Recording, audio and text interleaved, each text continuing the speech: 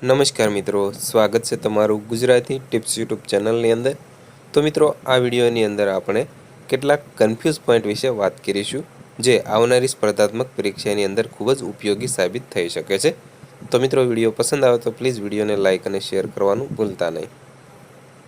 Stethoscope એ હૃદયના ધબકારા માપવા માટેનું સાધન છે।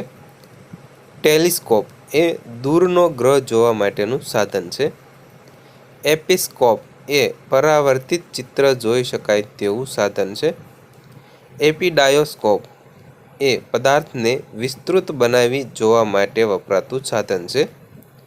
ગાયરોસ્કોપ એ પૃથ્વીના ભ્રમણની અસર બતાવતું સાધન છે। ગેલ્વેનોસ્કોપ એ વિદ્યુત પ્રવાહની સ્થિતિ દર્શાવતું સાધન છે। પેરિસ્કોપ એ અંતરાય છતાં વસ્તુઓ જોવા વપરાતું સાધન છે। બેરોસ્કોપ એ હવાના દબાણનો ફેરફાર બતાવતું સાધન છે।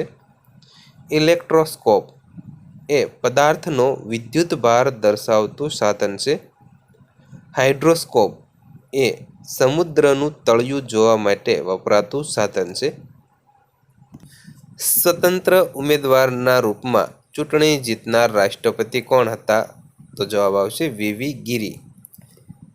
સર્વસંમતિથી ચૂંટાયેલ રાષ્ટ્રપતિ કોણ હતા? તો કે નીલમ સંજીવ રેડ્ડી, જે બિનહરીફ ચૂંટાયા હતા।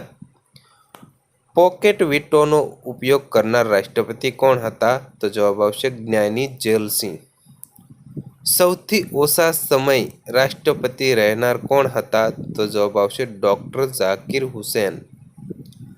સર્વોચ્ચ અદાલતના ન્યાયાધીશ કે જેમણે રાષ્ટ્રપતિનો હોદ્દો સંભાળ્યો હોય તેવા કોણ હતું? તો જવાબ આવશે મોહમ્મદ હિદાયતુલ્લાહ। હોદ્દા ઉપર મૃત્યુ પામનાર રાષ્ટ્રપતિ કોણ હતા? તો જવાબ આવશે ડૉક્ટર ઝાકિર હુસેન અને ફખરુદ્દીન અલી અહેમદ। માનવ શરીરમાં આવેલી પ્રમુખ ગ્રંથિ કઈ છે? તો જવાબ આવશે પિટ્યુટરી ગ્રંથિ। માનવ શરીરમાં આવેલી સૌથી મોટી ગ્રંથિ કઈ છે? તો જવાબ આવશે યકૃત, જે આપણે લીવર કહેતા હોઈએ છીએ। માનવ શરીરમાં આવેલી સૌથી નાની ગ્રંથિ કઈ છે? તો જવાબ આવશે પિટ્યુટરી ગ્રંથિ। માનવ શરીરમાં આવેલી સૌથી મોટી અંતઃસ્ત્રાવીય ગ્રંથિ કઈ છે? તો જવાબ આવશે થાઇરોઇડ ગ્રંથિ।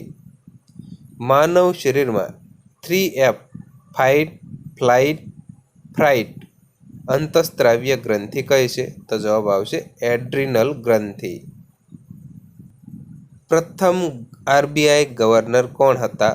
તો જવાબ આવશે ઓસબોર્ન સ્મિથ। પ્રથમ ભારતીય આરબીઆઈ ગવર્નર કોણ હતા? તો જવાબ આવશે સી.ડી. દેશમુખ। પ્રથમ ગુજરાતી આરબીઆઈ ગવર્નર કોણ હતા? તો જવાબ આવશે ડૉક્ટર આઈ.જી. પટેલ। હાલના આરબીઆઈ ગવર્નર કોણ છે? તો જવાબ આવશે ઉર્જિત પટેલ, જે ખેડા ગુજરાતના છે। સિનોર તાલુકો વડોદરા જિલ્લાની અંદર આવેલો છે। તેવી જ રીતે બાલાસિનોર તાલુકો એ મહીસાગર જિલ્લાની અંદર આવેલો છે। વડગામ તાલુકો એ બનાસકાંઠા જિલ્લામાં આવેલ છે, તેમજ વડનગર તાલુકો એ મહેસાણા જિલ્લાની અંદર આવેલો છે। તેવી જ રીતે કલોલ તાલુકો ગાંધીનગર જિલ્લામાં આવેલો છે અને કાલોલ તાલુકો એ પંચમહાલ જિલ્લાની અંદર આવેલો છે। આ યાદ રાખજો। ગુજરાતનો નાથ એ કૃતિ કોની છે? તો જવાબ આવશે કનૈયાલાલ મુનશીની। તેવી જ રીતે ગુજરાતનો જય એ કોની કૃતિ છે? તો જવાબ આવશે ઝવેરચંદ મેઘાણીની। તો મિત્રો, આ હતા કેટલાક આવનારી સ્પર્ધાત્મક પરીક્ષાની અંદર પૂછાઈ શકે તેવા કન્ફ્યુઝ પોઈન્ટના આ વિડીયો। તો મિત્રો, ફરી વખત જણાવું કે વિડીયો પસંદ આવ્યો હોય તો પ્લીઝ વિડીયોને લાઇક અને શેર કરવાનું ભૂલતા નહીં, તથા મિત્રો પરીક્ષાને લગતા જનરલ નોલેજ જોવા માટે પ્લીઝ અમારી આ યુટ્યુબ ચેનલને તમે જરૂરથી સબસ્ક્રાઈબ કરી લેજો।